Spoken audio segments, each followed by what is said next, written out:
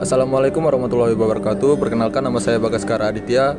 Di sini kami dari kelompok 2. Saya sebagai server. Saya Muhammad Akbar Fadila. Di sini saya sebagai klien.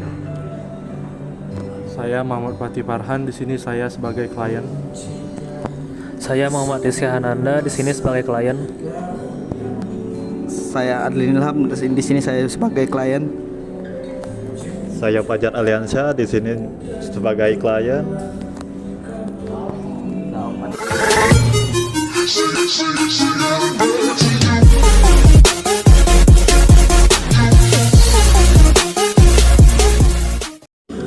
Baiklah, di tahap pertama kita akan membuat program soket berbasis server untuk menangani multi klien berbasis TCP dan UDP, sehingga antar klien dapat berkomunikasi yang ditandai dengan dapat mengirim message secara statis.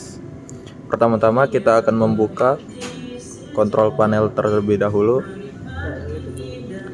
lalu mencari Windows Defender. Sesudah itu kita harus mengubah di setting di Windows Defender-nya.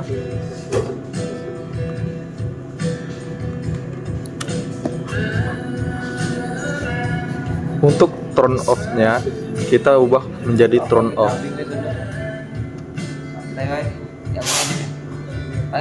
Sesudah ini kita akan melanjutkan dengan network and sharing cancer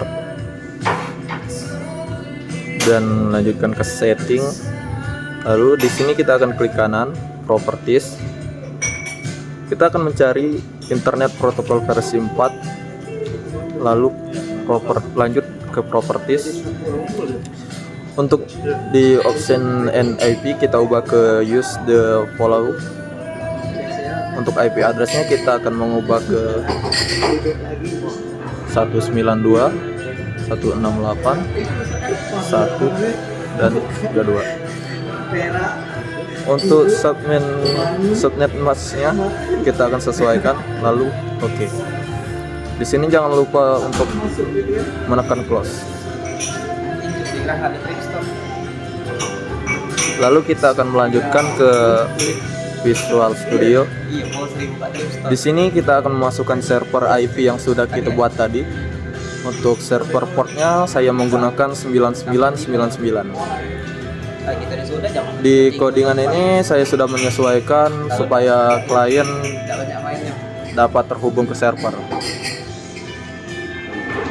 Ini adalah codingan di kliennya.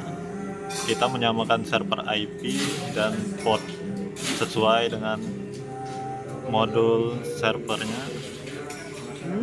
Jika soketnya tidak ketemu, dia bakal keluar kata ini, dan jika soketnya tidak terbuka akan keluar ini. Jika tidak bisa connect ke server, akan keluar connect to server failure. Jika berhasil, kita akan disuruh memasukkan nama, dan ini bakal muncul seperti ini. Kemudian kita play.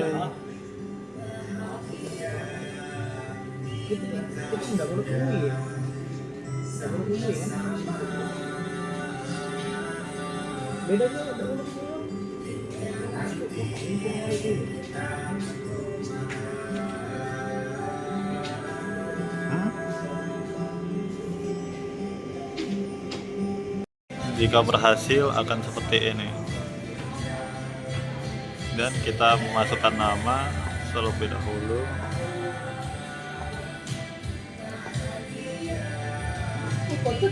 Dan seperti ini tampilan yang di server. Nah, di sini saya Muhammad Akbar Fadila akan menyimpulkan mengenai tahap 1.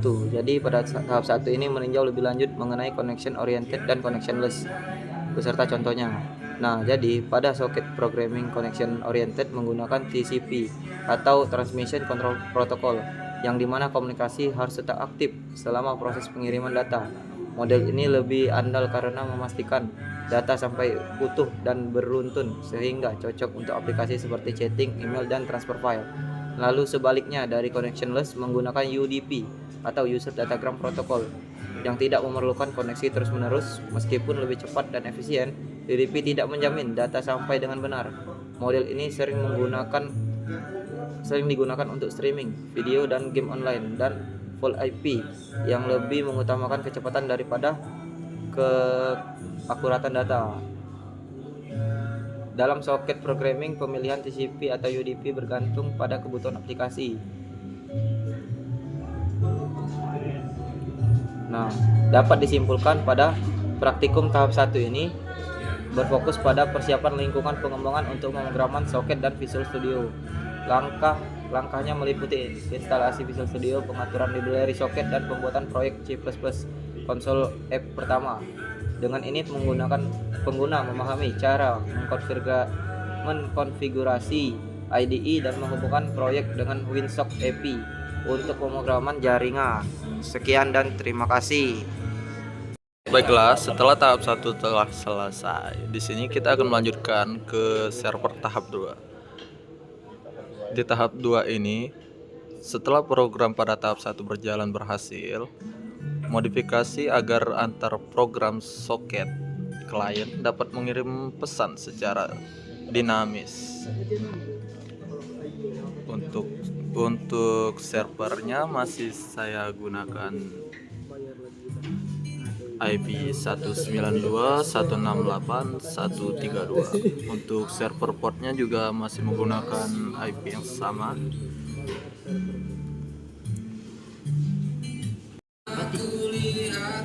Saya selaku klien pada tahap 2 ini akan menjelaskan bagaimana cara kerja pada codingan tahap 2 ini. Di sini adalah IP untuk server dan ini adalah port untuk mengarah ke server. Di sini void receive message berperan sebagai penerima message dari server antar klien. Dan di bawahnya adalah codingan untuk bagian error sisanya. Dan hasilnya akan menyesuaikan. Berikut hasil dari saat sudah di run tahap 2. Saat mengirim pesan, maka pesan dari klien yang satunya akan masuk. Begitu juga dengan pada server. Baiklah, jika pada kode statement yang di sini awalannya diberi komen, maka akan terjadi error saat dikompil. Berikut saya tampilkan hasil apabila diberi komen.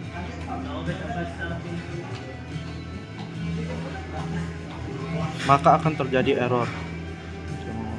Baiklah, di tahap 3 ini kita akan memodifikasi sedikit supaya dapat mengirim file TXT.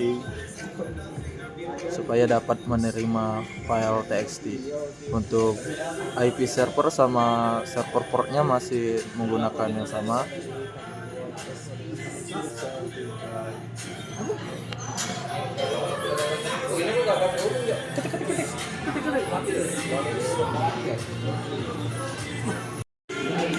Di sini terdapat kode-kode lanjutan dari tahap 2, yaitu tahap 3, di mana antara klien dapat mengirim file teks.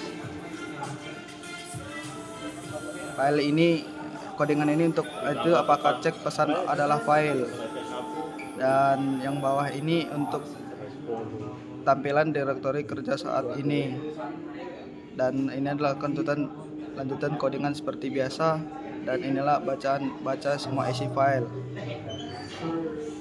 Dan inilah adalah proses untuk kiriman filenya.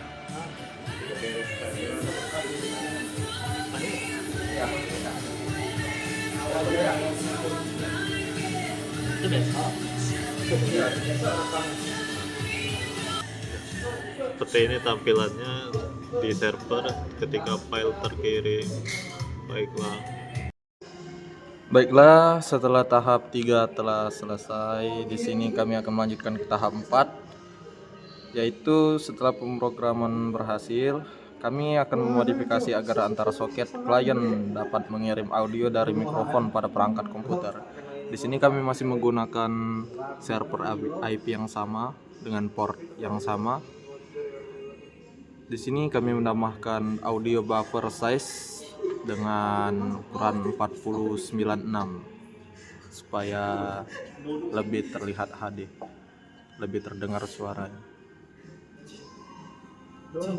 Setelah menekan tombol run, di sini akan dilanjutkan dengan klien. Ini adalah ini codingan klien tahap 4. Ini adalah codingan untuk menerima dan putar audio masuk. Kirim audio dari mikrofon, output speaker, input mic, siapan buffer input untuk memulai rekaman, jalankan thread penerimaan audio dan selesai. Dan ini adalah untuk yang laptop yang keduanya. Ini mengeluarkan output dengan sama dengan ini, 1 dan 2.